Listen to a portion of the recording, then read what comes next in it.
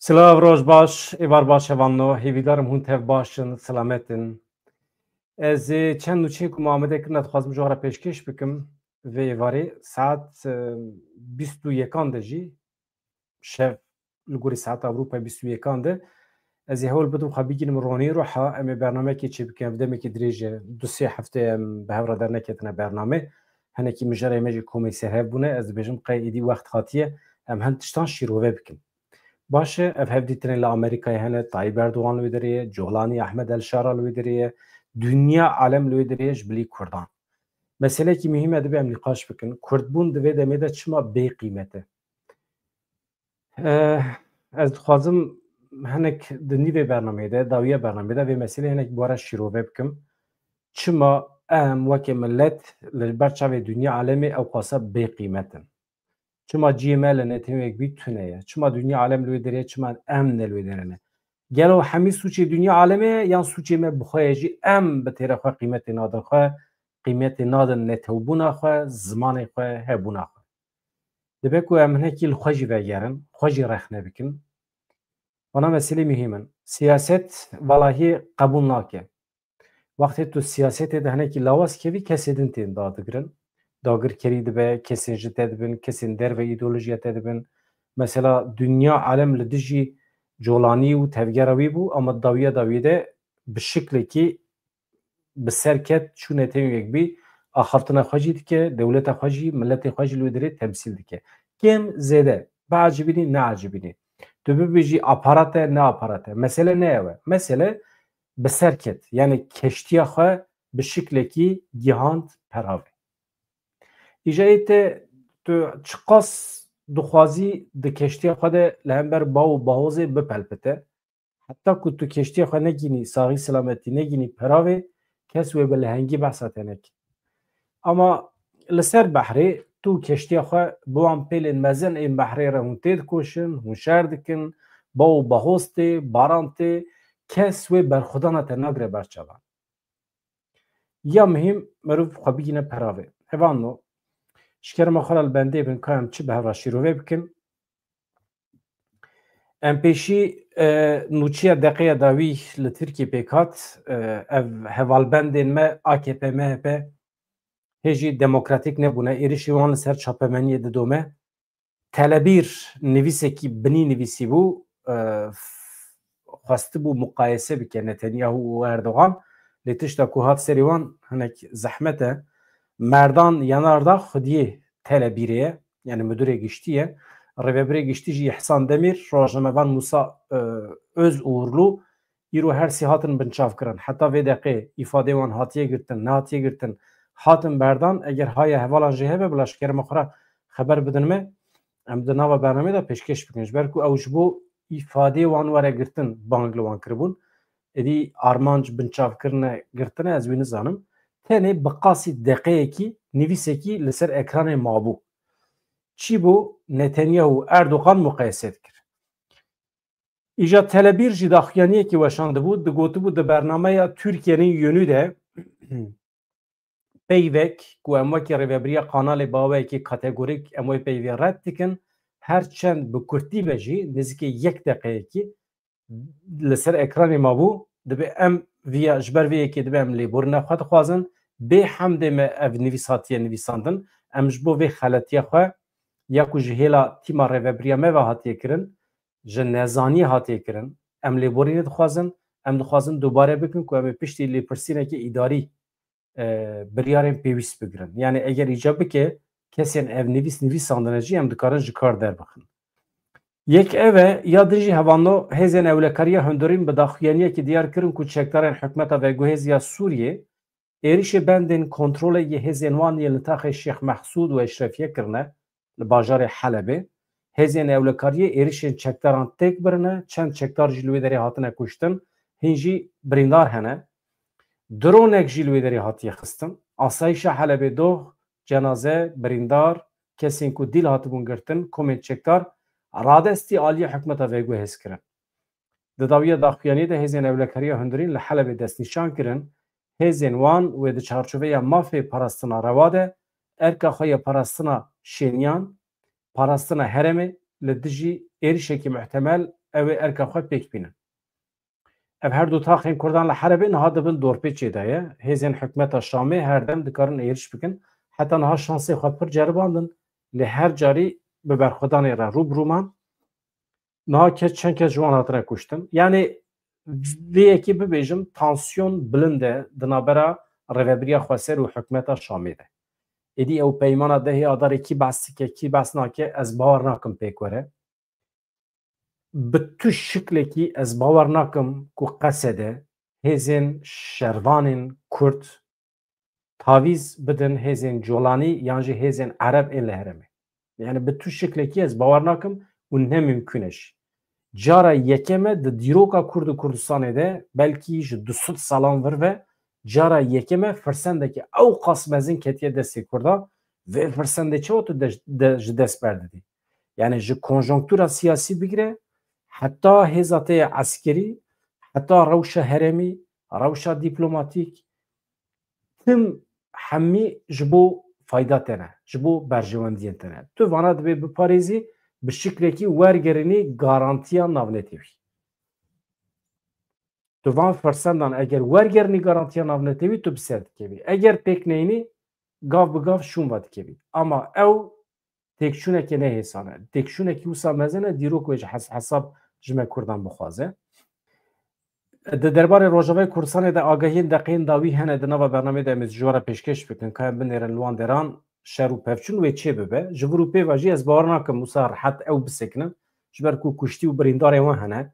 Ew jî ew ê jî werin tola xwe helînin, ew ê êrişê taxên her du taxên Kurdan bikin, til hefirê ew ê êriş bikin, ew ê heta Reqayê jî dêre zorê jî dem bi dem wê derê de êrişên tacîzê ew ê pêk bînin.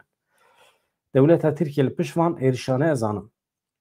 Di çarçoveya lêpirsîna di derbarê şaredariya bajarê mezin ya Enqerê de bi tohmetên xerabbikaranîna erk û fesadiya di îhalê de xebatkarên şaredariyê rêveberên berê jî di nav de 13 kes hatin binçavkirin.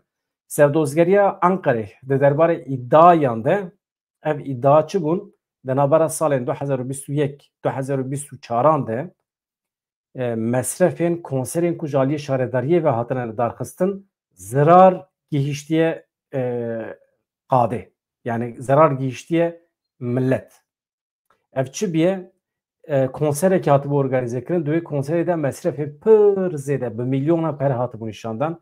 Êdî 354 milyon bifikirin. Yani dane hunermenda qaşo bi şiklekî wisa ser wî nixwe mandin. Îja ew niha biye lêpirsîn şaredarê Enqerê ew jî di nav de li hember rêveberên şaredarê niha dew hatiye vêkirin. Müfettişî di dewrê dane lêpirsîn dane dest pêkirin ka min derin ber bi ku derê ve diçe. Ji xwe ji AKP re lê hatiye. Wan jî dixwest hincetekî wisa bikeve destê wan ji xwe re bavêjin ser wê şaredariyê. Ama serokê şaredariya Enqerê hevano ji Erdogan nekêmtir e. Ew ji Erdogan jî faşîsttir e. û çi tê serê wî par nepêrar bila were serê wî. Ew mîna Erdogan ji wî kêmtir diznine, bi qasî wî dize. Ev laliyekî yani êrişa li ser şaredariya Enqerê heye tiştekî pir nesiyasî ye, gendelî û dizî ye. Konser organize kirine tonkî pere dane hunermendan yan jî nedane wan mîna ku dabe nîşan didin. Serokê Giştî Partiya Gel CHP Özgür Özel carekî din wekî serokê giştî hate hilbijartin. CHP 22 kongreya xwe ya awerte li navenda çandeya Nazim Hikmet li Enqerê li darxist. Di kongrede pêvajoya dengdanê ya ji bo hilbijartina serokê giştî bi dawî bû. Şêstemîn kongreya dîroka CHP'de ji yani 1327 delege dengê xwe bikaranîne. Yani ji ew qas delege hene erê qas dengê xwe heysit delege dengê wan derbastar e. Heştî û du jî ne derbastarın. Velhasıl di dawiyê de Özgür Özel di nava 2 salên dawiyê de cara sêyeme wekî serokê giştî tê hilbijartin. AKP hikûmet jî hez nake. Derdorên hin derdorên di nava CHP de jî li dijî wî ne. Ez bawer dikim ew kesê ku li dijî wî ne bi AKP re di nava tifaqê de ne. Yani hinek bêbextî heye li hember Özgür Özel. Hengî biye serokê CHP partiya wî gav bi gav roj bi roj pêş dikeve biye partiya yekem ya li Tirkiye û di derheqê Kurdan de jî tiştê pir pozîtîf dibêje, tiştê êrînî dibêje. Yani Özgür Özel di vê rewşê de mirovekî pir xerab xuya nake. Serokê hikûmeta Veguhêziya Sûriyê Ehmed El-Şara û Wezîrê Karê Derve yê Amerîkayê Marco Rubio di çarçoveya civata giştî ya heştemîn ya Netanyahû de li New Yorkê li hev civiyan. Li gorî daxuyaniya Wezareta Karê Derve yê Amerîkayê di wê hevdîtinê de rakirina dorpêçên li ser Sûriyê yani ambargoyê ku Amerîkayê danîbû ser Sûriyê û aramiya li welêt hatiye guftûgû kirin. Elbet ev mijarên fermî ne hevano. Tiştên ku di ajansa de têne parvekirin, tiştê ku li ser navê wezaratan tê parvekirin, bana tenê weke vitrîn in. Yani tiştekî nîşan dide ama rastiye wî tiştên din in. Her du aliyan li ser hewldanên berdewam yên têkoşîna li dijî terorê, xebatên ji bo dîtina welatiyên Amerîkî yên wenda, giringiya tekîliyên İsraîl Sûriye yên ji bo ewlehiya herêmê bi hev re nêrînên xwe parvekirine. Mesela Amerîka ji colanî dixwaze di têkoşîna li hember terorê de pêra hevkariyê bike. Yani Marco Rubio nizane ku di nava HTŞ de bi sedan çekdarên Daişî hene. Jaliyê dewleta Tirkiye ve hatine xwedî kirin. Ew bi qasî heftê hezar çekdarên girêdayî dewleta Tirkiyeyên hal ku derê ne? Ew jî ji El-Qaîde mane, El-Qaîde, Daîş vana hemî nava hev dane, hemî hevalbendên hevin. Li ser aynî îdeolojiyê ne, li ser aynî fikrî ne. Hin nüansê biçûk hene navbera wan de ew ne mesîle. Ama Marco Rubio vana tev zane. Yani colanî bixwe hêjî di lîsteya terorîstan da ye. Derketiye derneketiye nizanim ama mutlaka derxistine. Mesele pir tişt hene formalîte ne. Niha di dawiya bernamê de ez dixwazim vê meselê bêjim. Yani 14 sale em xasa cehd dikin, mücadele dikin. Ba Amerîkayê ra em bi hev re aynî nanî dixwin, aynî avî vedixwin. Di aynî çeperan da li hember Daişî em tê dikoşin. Çek û silahê me nava hev dane, perê me nava hev dane, petrola me nava hev daye. Em aynî herêmê bi hev re birêve dibin bi Amerîkaya re. Yani hevalbendekî me pir nêze ciddî ye. Ama çima jaliyê siyasî ve piştgirîna de me Kurda çima li Netanyahû mazlûm Abdî neçûye axaftin nekiriye, çima colanê li wê derê ye. Rêveberiya temamê Sûriyê çima ne destê Kurdan de ye, çima destê colanî de ye. Colanî kaxiza ku daye pêşiya xwe weke taytila xwe xwedide naskirin dibêje Serokkomarê Komara Erebî a Sûriyê. Yani çima ne tenê Serokkomarê Komara Sûrî. Serokkomariya wî bidin aliyekî, yani hûn ê bibêjin ya xwe ne serokkomar e, xwatiya xwe ferz kiriye. Ew em dayînin aliyekî, ez behsa wî jî nakim.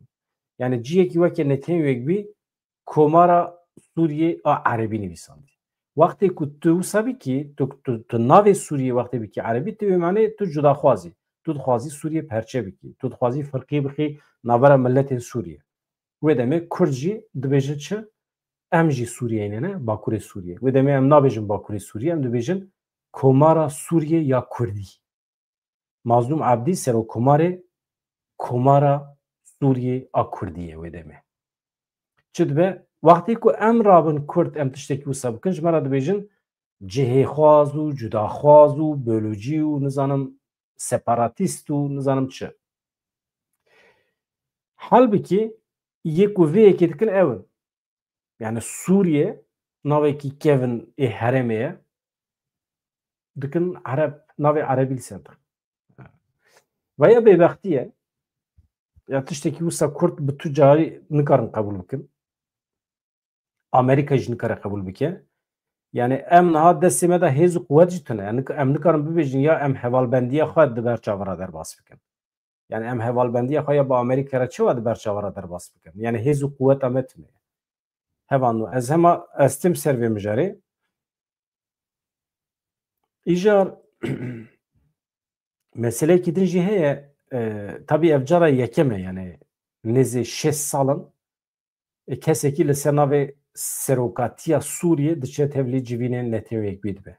Yani ev jî hakikaten şoreşekê ji bo wan. Serokkomarê Sûriye Ehmed El-Şara îdia kir, ez dibêjim Serokkomarê Sûriyê biborin ji ber ku aniha êdî Serokkomarê Sûriyê ye. Şimdi Netanyahû jî wisa qebûl kiriye, dünya alem wisa qebûl dike, wisa ye.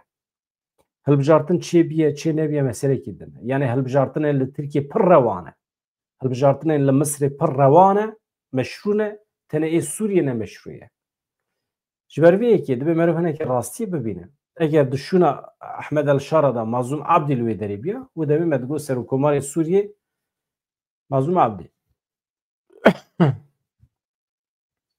از بیشم از راست بیشم از وقتی ببختیه کی پر مزند بینم یعنی عالیه ایدئولوژیک وجی جالیه انسانیت مدنیت وجی رهبریه خسر رهبرین ویدری همی دسر منطق آوان بیشم نه وقتی انسان وقتی ماف نبیشم یعنی منطق آوان او قص نوجینه او قص مدرنه او قص مدنیه دسر همی ایدئولوژی لروجات نوین راه اما اوروپی و امریکی و راستی دبینن اما پروبلمه که هیه که ام tam nabın hevalbend, em tam nabın dost. Çi ez nizanım. Mesele Kürt bune, muhakkak Kürt bune. Jiber ku em Kürt nebana, büyü mantıqa xwe modern, nujen, ev mesele desti xwe bigerandana. Mesele sib Kürt buna me ye. Yani jiber Kürt buna me nebiya, li Tirkiye jî, em ê pir bi qîmet bana. Kurdbûna me anha li rojata navîn li dunyayê pir bêqîmete hevanda. Ve ya pir me değişîne. Yani zorê min diçe. Yani pir zorê min diçe ez anha behsa hevdîtinên xelkê ê li netewek bî dikim. Ez dixwazim siyasetmedarê xwe bişopînim. Ez dixwazim siyasetmedarê xwe ê Bakurê Kurdistanê, ê Rojava, ê Başûrê Kurdistanê, ê her derê Kurdistanê bişopînim. Çi kirine? Bikire hevdîtin pêkanîne. Zemanekî wisa wî pir xweş dibû. Ama ez dibînim faaliyet tune. Neçîrvan Barzanî çima netewên yekbûye mesela. Mesele ne tenê Rojavayê jî. Kurdbûn probleme di çavê wan de. Ahmed El-Şara li New Yorkê di panelekî de bi kîr axivî bi rêveberê berê yê Ajansa Îstixbarata Navendî yê Amerîkayê David Petraeus re axiviye. Ahmed El-Şara ku berê hêvî dikir peymana bi qesedê re beriya dawiya salê were bicîkirin. Çi got eger her PKT li Sûriye wekî qesedê bike ev yek wê Iraqê Tirkiye bixe nava metirsiyan. Yani binêrin derdê Ahmed El-Şara Iraq û Tirkiye. Yani ew ê bikeve nava endişiyan. Eger qesede pergala nenavendî bixwaze têda îsrar bike Tirkiye û Iraq wê aciz bibin. Yani dibêje mesele ne ezim, ew aciz dibin. Pêwîst e komkirina çekan tenê di destê dewletê de be. Yani tenê artêşekê Sûriye hebe. Da ku Sûriye ji pevçûnan were parastin. Pêşniyaza tevlîbûna artêşê û mafê Kurdan şer îdia kir ku eger qesede tevlî nava artêşa Sûriye bibe mafê Kurdan wê werin parastin. Destûra Sûriye wê mafê Kurdan biparêze. Li gorî gotina El-Şar, Kurd ji sedî 25 heremê Bakur Rojhilatê Sûriye pêktînin. Lê Ereb ji sedî 75 wan pêktînin. Yani Ereb piranîne. Basa Rojavayê Kurdistanê dike. Yani çi firq dike? Yani çima radibî insanan kategorîze dikî. Vaya Kurd e, vaya Ereb e. Yani heqê Kurda tune mesele mejî ye, mejî mantık e. Mesela Erebekî eger li gorî mantıqa modern nujen tev bigere ew Ereb û Kurd firq nake. Mîne hevin. Xwedî aynî mantıqîne. Xwedî yani medenî ne. Colanî mirovekî ne medeniye. Mirovekî kevneperest e. Ê wê demê Colanî nikare sirf însanan ji ber Erebbûna wan bigire aliyê xwe. Ew Ereb e. Mesele ne ew? Ahmed El-Şara peymana dehê adarî wekî bingehekê ji bo çareseriyê li gel Hêzên Sûriya Demokratîk destnîşan kir. Serokkomarê Tirk Tayyip Erdogan jî di vê naberê de li Amerîkayê xwe amade dike hevdîtinan pêk bîne bi Donald Trump re. Axaftina wî ya li netewek bî balkêş bû. Tenê 5 deqe heqê axaftinê dabûn wî. Ew jî ji ber ku giran da axife, away axaftina wî hinek cuda ye. Temamî li ser meseleyên İsraîlê û Gaza û Filîstînê bû. ایشو کاری وی اوه نتانیاهو رخنه بکه سوش بار بکه ایجا 5 دقیقه وی تمام بو میکروفون وی هات برین ایجا جویه تری کمپلوت کن سری وی حال بکی نوسه میکروفون پشتی 5 دقیقه اوتوماتیک تی برین والحصل بيجي اخفتنا خلاص كل بيابو يعني اخفتنا كي بر زخم نبو يعني او نهاد شوية الويدري دونالد ترامب راه هفديتنا بيكتنا دونالد ترامب جي وحتى داوي جدستي ويتشوره بكاربه بالافري خواهي بوينغ بفروشوي بالافري شهر بفروشه یا جوان تولي بروجين چيكرنا بالافران بكه جزایی کو دابون سر ترکیه ویوان جزایان امبارگویان راکه گلو د بردی لوانا د بازاری د کرد هنه تونه او مثلا نقاشه دبه کو ترامپ زوره ل اردوغان بکه جبو کو آشتی پک بینه به کردان ره دبه کو برواجی بجی اما از باور نکم برواجی به آنا جوه ساعت شوم و ایدی هزو تقطع دولت ترکیه نمایه کردان بگره هم بری خواه نکاره ایرش بکه نکاره کمکوژی پک بینه از دبیجم کرد لبرچاوی دنیا عالم بی قیمت بنجی روژا کو هات و سکنی کرد لروژاوی کردستان جی لباکور جی دکارن جنشکا ورا بسر خواه اره yani ez dibêjim qey êrî şekil ser başûrê Kurdistanê çêbe hejak dikare bikeve hereketê were parastinê bi aynî awayê ez dibêjim qey li ser Rojavayê Kurdistanê jî êrîş çêbibe pêşmerge dikarin werin alîkariyê li Rojavayê Kurdistanê ev çêbiye di nava Kurdan de ev mantalîteya rûniştî ye hevan da nayên behsa Netewîyek bî dikin ya Kurd li wê derê bûn Kurd jî li Netewîyek bî ama mixabin ne ji bo mafê xwe ji bo mağduriyeta xwe bînin ziman li wê derê bû kî Nadia Murad keça Kurd ya Êzidî li civata giştiya Netewîyek bî rexne kiriye civata navnetewî rexne kiriye dibêje malbatên Daişî li pêşiya qurbaniyên Êzidî digirin erê Nadia Murad ji ber ku Êzidî Kurdin lewma ye binêre eleqa wî bi İslamê tune ye bi Sulmaniyê tune be eleqa wî bi êzdatiyê jî tune ye tu tenê ancak dikarî biçî saziyê navnetewî besa mağduriyeta xwe bikî helbikî rewşa me ye ku em tê dane çi ye em dixwazin li saziyê navnetewî em besa medeniyetê û demokrasiyê bikin em dixwazin dersa demokrasiyê bidin dünya alemê ku wisa nabe ya ku tê kirin li coğrafya me neheqî ye zulm e bêbextî ye ya ku li Yemenê tê kirin bêbextî ye zulm e ya ku 100 sal hatiye serê Kurdan neheqî ye zulm e dîsa li Ermenistanê vana hemî em rêvebirên me siyasetmedarê me divê bikaribin li ser kursiyê navnetewî dersa medeniyetê bidin mirovahiya kapitalîst yan jî mirovahiya ku şer derdixe ha hûn ê bibêje em ê çi qas bi tesîr bin mesele ne ye çi qas bi tesîr bî mesele tu bînî ziman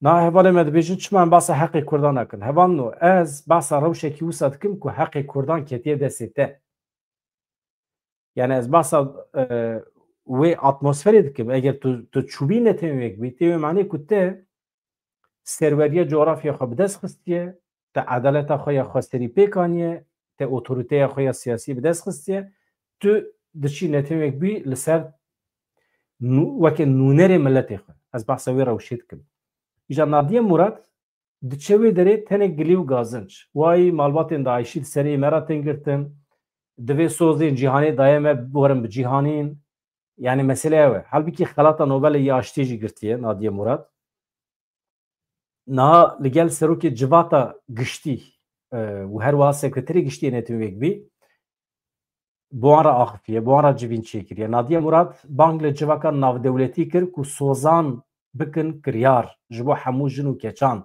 bi taybetî jî yên li Iraqê ku hîn jî rastê cudakarî tundî kêmûna derfetan tên mesela niha tu tiştekî Aydê Kurdan tune ye Nadia Murad lideri bahsa hakkı Kurdan ne kiriye? Bahsa hakkı mafya netevi Kurdan ne kiriye? Ya em Nadia Hanım'ı pır suçbar nekin? Eme nava Kurdistan'e de Türkiye jiyan bahsa mafya netevi nakin. Revebri me dem parti bahsa mafya netevi nakin. Pır zede bahsa demokrasi etkin, bahsa adalet etkin. Ama demokrasi ve adalet tişteki kuvusa zub zuvere nejwane. Nejwane. Cana 7 salan da jo. Guherîna mantık lazım. Em nikarin li bendê bin. Ême milletê Kurd weke netew divê mafê xwe acîlen bixe bin garantiya navnetewî. Nadiayê balkişan ser rewşa jin û keçên li cîhanê dibêje bi milyona jin keç li seranserê cîhanê ji perwerdê bê parin, rastî tundiya seksêtên yan jî bi zorê di temenên piçûk de têne zewicandin. Tabii vana meselê mühim in. Mesele ne ye? Nadia Murad bi taybetî rewşa keç û jinên êzdî anî ziman dibêje qedera jin û keçên êzîdî yên wenda ew jî di nav da endamên malbata min bixwe jî hê jî nediyare kal ku derê ne cî wan nayêzanîn. Lê cîhan gelek caran malbatên Daişî dixe pêşiya van qurbaniyan bi vê yekê re rê li ber edaletê digire êşa wan dirêj dike. Sûcdarên tundiya zayendî her ji cezakirinê xilas dibin. Divê civaka navdewletî wan rejim, kom û hikûmetan berpirsiyar bigire ku mafê jin û keçan bin pê dikin. Êrê vana tiştên giştî ne, vana tên zanîn. Rast e, rast e. Ama veya mesela me hal nake. Mesela ême keçekê me Nadia Murad çûye netewek bî axaftin dike ama em tê da axaftinê de mafê Kurdan em nabîsin. Tiştekî em aydê Kurdan nabîsin. Niha Serokkomarê Fransa Emmanuel Macron jî li lijneya giştiya netewek biaxivî ew ji behsa dewleta Filîstînê dike. Em dewleta Filîstînê nas dikin. Ev têkçûnekê ji bo Hamasê ye. Macron diyar kir tiştên li xezayê dixewimin bi tu away nayne meşrû kirin. Divê jiyan edî li wê derê asayî bibe. Macron carekê dem bang li Hamasê kir. Derhal tavilê bê şert û merç dîlên di destê xwe de berde êdî tu tiştekî berdewamiya şerê xezaya rewan hake. Macron her wiha bawekê fermî ragihand ku welatê wî dewleta Filîstînê nas dike.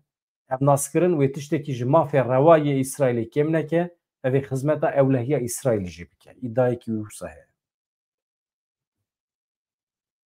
Ya hevan do ez anaviya yani ev fotoğrafê hûn dibînin Macron serokê Qeterê Colanî hatine cem hev jî li wê derê fotoğrafê wan heye.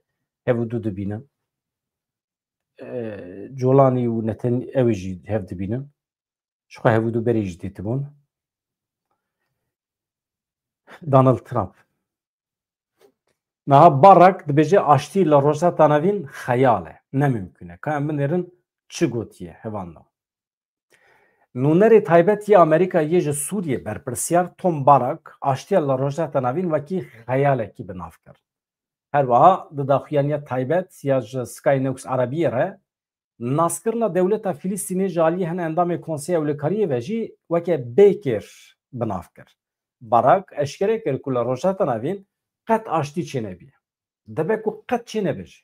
Ji ber ku herkes ji bo rewabûnê şer dike. Herkes ji bo îqtidarê şer dike. Li gorî Barak 27 agirbest hene. Lê yek ji wan jî heta niha bi ser neketiye. Ez bixwe ji her alî ve ji tiştê ku li xezayê qewmiye nefret dikim. Ev tevlihevî heye li wê derê rastî qebûl dikim dibêje. İsraîl dibêje hevalbendekê girîng e.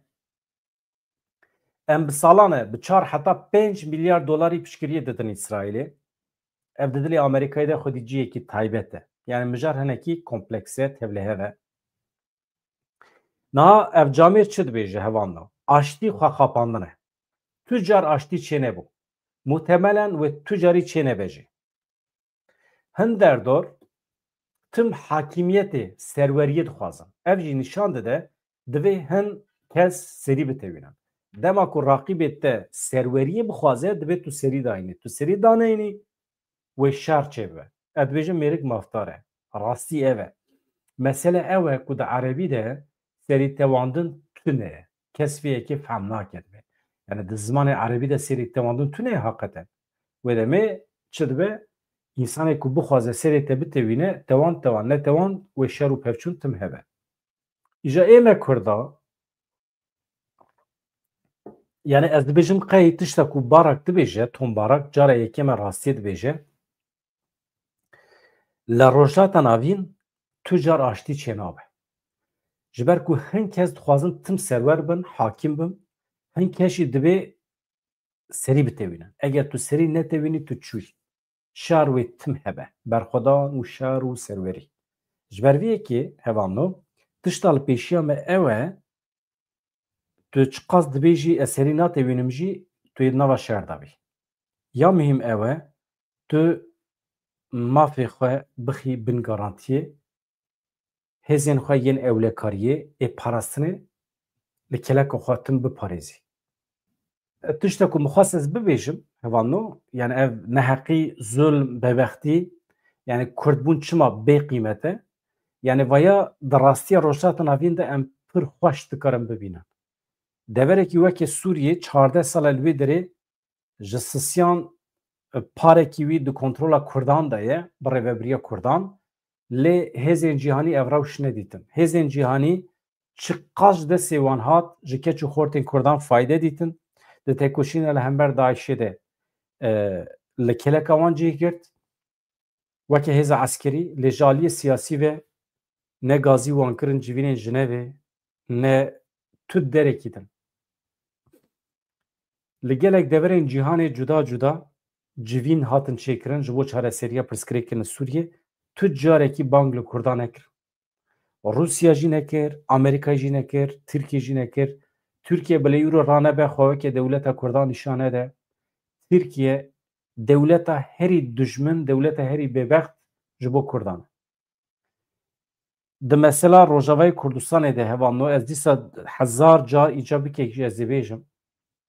Li Rojavayê Kurdistanê dişûna hebûna Kurdan de eger Türkmen bana dewleta Tirkiye wê çi bikira? Wê bikete nava helwesteke çewa? Gelo dewleta Tirkiye çima tişta ku ji bo 300,000 Qibrisiyên Tirkên Qibrisî dixwaze çima ji bo Kurdên Rojava naxwaze? Çima ji ber ku Kurd e. Di çavê dewleta Tirkiyê Kurd bê qîmet e. Amerîka çewa radibe însanekî ya jî rêxistinekî tam birova jî îdeolojî Amerîkayê tîne datîne ser hukm li Şamê. Colanî, HTŞ û derdorevî. Çewa tîne datîne ser hukmdariyê çavê xwe digire û piştgirî dide û rewa nîşan dide. Li keleka wî jî hêzekê mîna me heye seküler, modern, medenî bi Amerîkaya re 14 sala nava hevalbendî de ye û ew nabe rewa. Ne di civînekê de tê onore kirin, ne gazî dikinê Parîsê. Mesela civîna li Parîsê diviya bû çêba dewleta Tirkiye ket naberê xirab kir, Amerîka dengê xwe dernexist. Fransayê dengê xwe dernexist. Li Macron binêrin. Li wê derê bi colanê re rûniştiye. Macron ew xwaz bêkêre nekarî li ber xwe bide bibêje na min civîn organîze kiriye, min salon girtiye û min bilêtê wan girtiye ez malovaniyê dikim û dibe ev însan werin ez civînê pêk tînim. Wana hemî însanên bêbext ji ber vê yekê dibêjim neheqî li Kurdan dikin, zulm li Kurdan dikin, bêbextî li Kurdan dikin. Kurdbûn di çavê wan de tiştekî bê qîmet e. Ama vê derê dibêjim gelo acêba Kurdbûn li ber çavê me çi qas bi qîmet e. Li ber çavê me jî bê qîmet e hevanda. Binêrin li Ewropayê zexta dewleta Tirkiye li ser me tune ye. Çend kanalê me televizyonê me Kurdî hene binêrin. Çend rojnameyê me rojane derdikevin binêrin dernakevin. Em çi qas qîmetê didin Kurdbûnê. Çend zanyarên me hene, alimê me hene ku em qîmetê didin wan derdixin televizyonê xwe rojane. Alimê me belkî hene jî haya me ji hebûna wan tune. Yani rastiya xwe em bizanibin. Çi qas ji destê me tê em ji qîmetê xwe re tiliya xwe dihecînin. Azadiya fikr û raman, azadiya xwe îfadekirinê di nava me Kurda de hêrûnê niştiye. İnsanekî me, rewşemîrekî me heta rûdinê maqaleyekî dinivîsîne hezar carî خود اوتو سانسوری را در باست که چما ترسامش چیه چما کردبون بی قیمته چاوی وانده از دیرو هنه کی خمگینم جویلین لنتویک بی مدید متماشه کرد یعنی جدلی من نایه از نوچین در حقی وانده پیشکش بکم جدلی من نایه یک ریوبری که من لوی داری بیا من شب و روش زندی وشانی بکرم حیفه گناه جبروی از خمگین بوم یعنی جدلی من نایه نوچه وان پیشکش بکم طایب اردوغان چیه یعنی طایب اردوغان آخافتن زنه بکه انسانه کی سر شیخوانه نه انسانه کی نمدنیه چما دشونا ویده او قاس کرده مهنه یا قیمت ما ده حبسه دانه یا صلاح الدین دمیرتاش هفته طایب اردوغان جیوا خود درد خیام 10 سال ده حبسه دایه مثلا میره که قیمت کیمیه تمام ریبره که سیاسیه یک جی قیمت ما کوان 30 سال داویه ده پرگالا ما سیاسی ده گیشتن درکتنی یک جوان صلاح الدین دمیرتاشه یا ملت ما خودی لیدر نکرد جبوی مشک میتینگ یک پیک نوانی دعوه که لدولت ترکیه و نکرم نگوتن یا اف جامیر درویه مدد حبسه دایه ما او هل بجارتیه یا ما جیرا گوتیه او خفتن بکه همی آخفتنی وی ام شریگن ام پاروید کن او جیهانا کو سروک و ریبرین کردان ده حبسه دانه او جیهانا که وسا کو ملت ما هیجی دنا و آخا خود سرگونیه یعنی سری کانیه بفکر سری کانیه 100 مترو ویدا سری کانیه تو نکه مالا تلوی داره تو نکاری بچی مالا خواه وای حقی خودیه دولت ترکیه لوی داره دستانیه سر مالاته زوری لتتکه که تو مالا خواه بفروشی اگر تو نفروشی دبیز خانیه تهل دوشیرم نشتره نجمره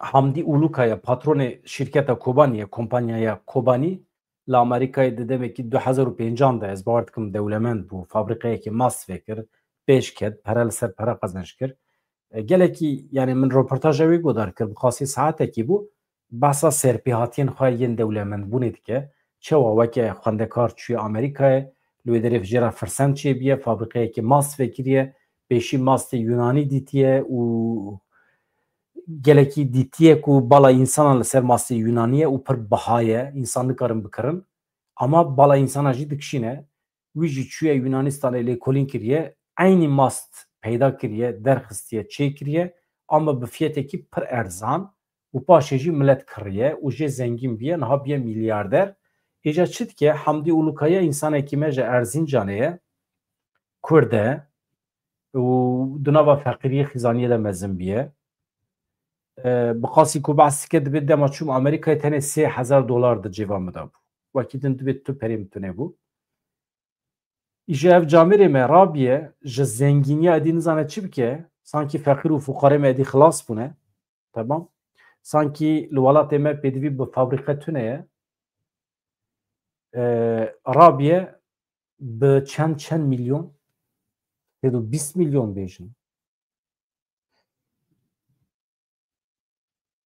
pere daye kulüba sporê ya Fenerbahçe çima ji bo ku navê wê derê bike çobanî yan jî sportmen wextê derdikeve ser sahnê li ser singê wan kobanî binivîsîne ev cûreyeke sponsoriyê ye şîrket dibin sponsor ji bo ku reklama wan were kirin îja dibe ku di pêşerojê de ev camêr bixwaze were Tirkiye dixwaze mastê xwe belkî li Tirkiye çêbike ji niha ve $320 milyon pere dixe xizmeta Fenerbahçe Spor Kulübü û pêşkeve. Îja niha problemekî derketê tiştek ku dixwazim bibêjim Saadettin Saran weke serok hatiye hilbijartin ew jî kêfawî ji vî camêrê re nayê dibêje ev camêr bi tevlîbûna xwe ya nava gendeliyê ya spîkirina perê reş vir da wê da dibe navekî xirab li ser wî ketiye diqada nav netewî de eger ez sponsoriya xwe bidomînim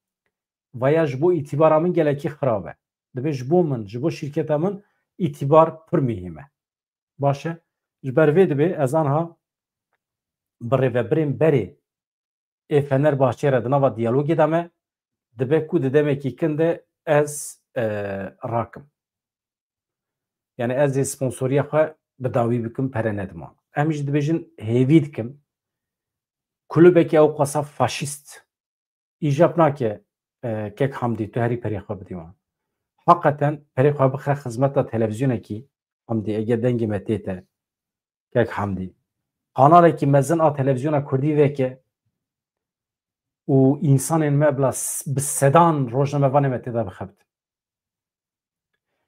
neçe $120,000 xwe $200,000 xwe nexe $1,000,000 xwe yan jî milyar feq nake dî wisa perê ew qasa mezinin edî em tevlê hev dikin hêjmarê wan nexe xizmeta faşîstên wekî Fenerbahçe yan jî sporê mane sporê jî ji bo me tune ye ya xizmetekî bike kek Hamdî bila milletê Kurd daîmî jê fayde bibîne heyfe gunê ye binêre tu îro li dunyayê tu sibê ne li dunyayê tu îro hey sibê tunê tu a qasa perê xwe çi dikî heyfe bixe xizmeta millet pêşî li asîmilasyonê bigire neçe ser wan sahneyê Tirkiye bi Tayyip Erdogan re poz nede nexweş e tu siyasetmedar bî ji bo menfaetê milletê Kurd ji bo lehevkirinê ji bo aştiyê ez fehm dikim tu li ser sahnê bî pêra ama neke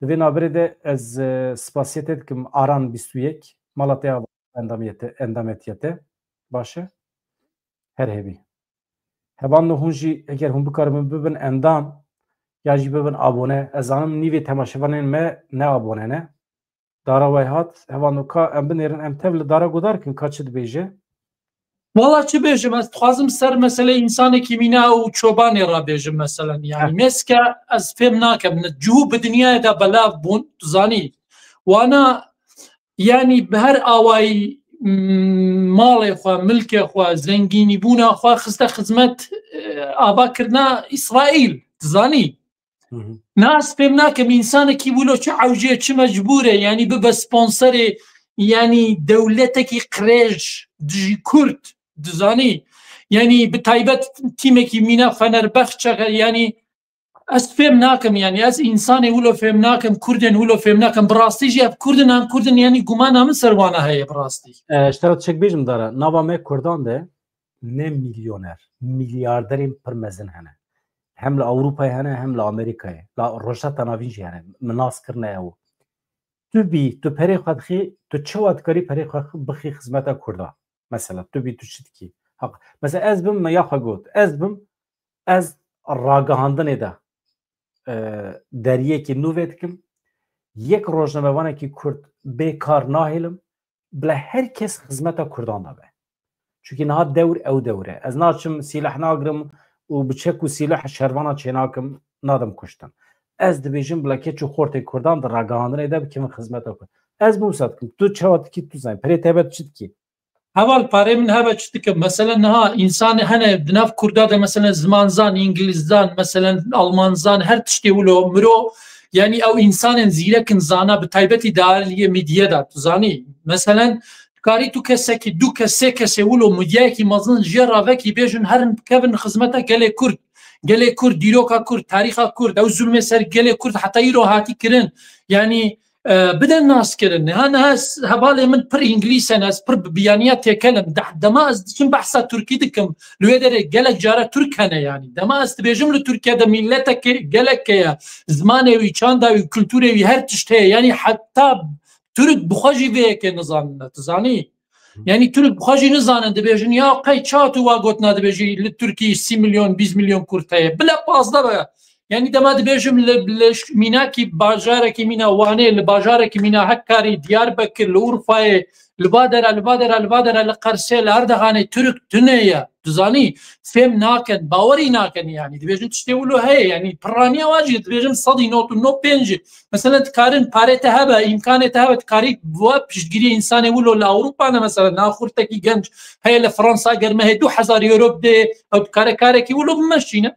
نولو يا مثلا انسانێکی مینا من سێچا زمانێ بیانی دزانم ئەگەری پشتگیریان من هەبە یعنی چاوێ من دەستێ کارێ من نەبە سەرم کارکەم ji bo zarokê xwe ji bo xwe kesek bê 2000-3000 euro bide min dikarim xebatekî pir mezin di sosyal mîda bimeşînim zaten ez dikemî jî lê têra nake yani enerjiya min tune emirê min jî çû ser 45 salî yani gelek nivîskarê me hene tiştên ew qas xweş nivîsîne perê wan tune pirtûkê xwe biweşîn يعني مسكه يعني تزاني تشتي ولا انا مثلا تكاري مثلا زارابه سوراني كرمانجي مرو تكاري لالمانيا جيبو زارو كرد لبار جيرك مينا كولن برديان لبريمن كرد پر هنا يعني مكتبه كيف حميد تخاد 2000 3000 يورو تيريدك يعني دارا تذكري مكتب وكي بنرى سيكتور السينما تذكري بيش بخي اوقات در هنرين جهاتي اي كردان هنا بريوانتونه فيلم چيبكن تو د جهانا فيلم ان ناونتوي ده